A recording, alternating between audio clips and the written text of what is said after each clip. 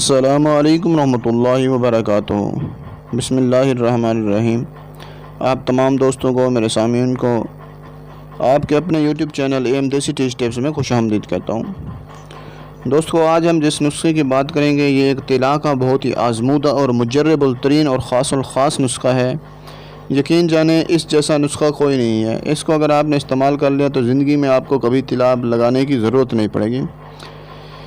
तो ये नुस्खा उन तमाम हज़रात के लिए है, उन तमाम मर्दों के लिए है जिन बेचारों को शहावत नहीं होती या शहावत में कमी होती है और कमज़ोरी पैदा हो चुकी है। उन तमाम अमराज के लिए बहुत ही मुफीद और मुजर्रब नुस्खा है। दोस्तों, नुस्खा शुरू करने से पहले एक छोटी सी रिक्वेस्ट, मेरे चैनल को सब्सक्राइब कर लें, वीडियो को लाइक और शेयर ज़रूर किया करें। दोस्तों, नुस्खे की तरफ लेकर चलता हूँ आपको। आपने दवाएं नोट कर लेनी है अच्छी तरीके से, कापी पेंसिल साथ रखा करें, दवाएं लिखते जाया करें। और अगर आपको समझ नहीं आती तो दोबारा भी आप वीडियो को देख सकते हैं। अगर फिर भी समझ नहीं आती, कोई मसला आता है, बनाने में कोई परेशानी आ रही है, तो आपको मेरा नंबर भी दिया होता है डिस्क्रिप्शन के अंदर, वहाँ से देख कर मुझसे रब्ता कर सकते हैं। तो चलिए दोस्तों, आपको नुस्खे की तरफ लेकर चलता हूँ।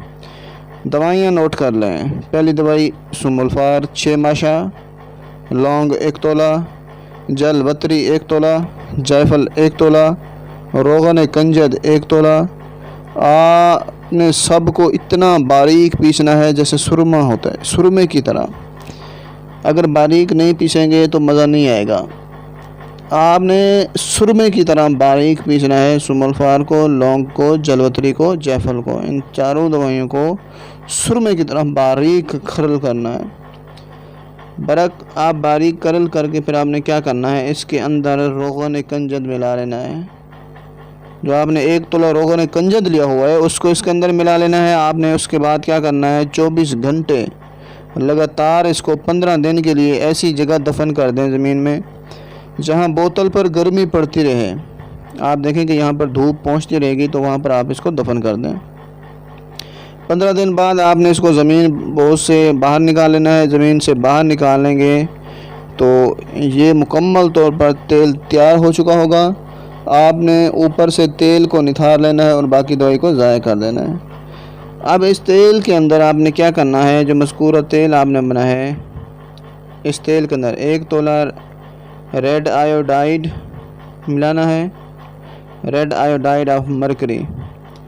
2 रत्ती आपने चर्बी शेर, 1 तोला आयोडीन और 8 रत्ती आपने एक्सट्रेट बिलाडोना 2 रत्ती। सबको यकजान कर लेना है और शीशी में महफूज रखना है। इन सारी दवाइयों को आपने यकजान कर लेना है, इकट्ठा कर लेना है और एक शीशी में रखकर महफूज कर लेना है। ये आपका तेल तैयार हो चुका है मुकम्मल तौर पर। अब आपने इसको इस्तेमाल कैसे करना है, बहुत ही आसान तरीका इस्तेमाल करने का। आपने हशमन को छोड़ देना है और आपने बाकायदा 3 रत्ती उंगली पर लगा लेना है। 3 रत्ती, ज़्यादा नहीं करना, सिर्फ 3 रत्ती आपने उंगली पर लगाकर हशमन को छोड़कर मालिश करनी है और बिल्कुल जज़ब कर देना है। अगर आपको शहावत ज़्यादा हो जाए तो उस पर क्या होता है कि टुखनों पर ज़रब लगा दें। उससे क्या होगा कि आपको दर्द होगी, तकलीफ़ होगी तो शहावत में कमी आ जाएगी। तो ये एक टोटका होता है कि अगर आप मालिश कर रहे हैं तो उस वक्त ये चीज़ें नहीं होनी चाहिए। टुखनों पर ज़रब लगा देंगे तो आपको सुकून आ जाएगा। और अगर आपने इसको लगातार क्या करना है कि 15 दिन इसी तरह मालिश करके अरंड का पत्ता ले लें या पान का पत्ता या हरनोली का पत्ता ऊपर लपेट कर पट्टी बांध देनी है और सुबह उठकर धो लेना है।